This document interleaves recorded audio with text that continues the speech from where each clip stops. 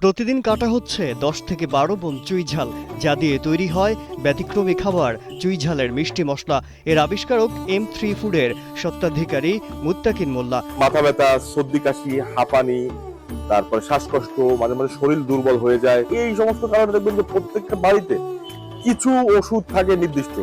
আমি তখন নিজের কাছে প্রশ্ন করলাম, আমরা এত দামি দামি খাবার খাই, কিন্তু তারপরেও যদি আমাদের এই কমন রোগের জন্য যদি ওষুধ বাড়িতে স্টক করে রাখা লাগে, মানে এটা কেমন হয়ে গেল না? এই চিন্তা ভাবনা থেকে হচ্ছে মূলত মিষ্টি মশলার আবিষ্কার করা শুরু করি। বিশেষ কিছু ধরনের চুই ঝাল বাছাই করে নির্দিষ্ট সাইজে কেটে ভালো করে পরিষ্কার করা হয়। এরপর 5 থেকে 6 ঘন্টা উত্তপ্ত কাঠের আগুনে জাল দেওয়ার পরে তৈরি হচ্ছে চুই ঝালের মিষ্টি মশলা। মুত্তাকিন মোল্লা বলেন, আমাদের প্রথম টার্গেট ছিল এই ভুল ধারণা প্রমাণ করা।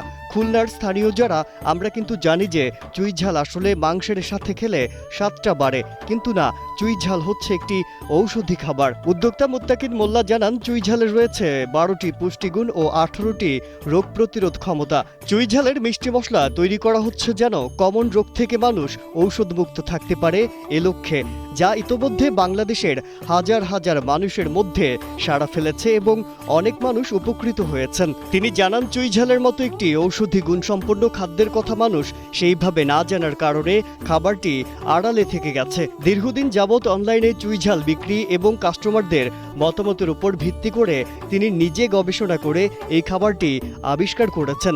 M3 ফুড নিজস্ব তত্ত্বাবধানে তৈরি হচ্ছে চুই ঝালের মিষ্টি মশলা। ভালো বেতনে 40 থেকে 45 জনের কর্মসংস্থান হয়েছে।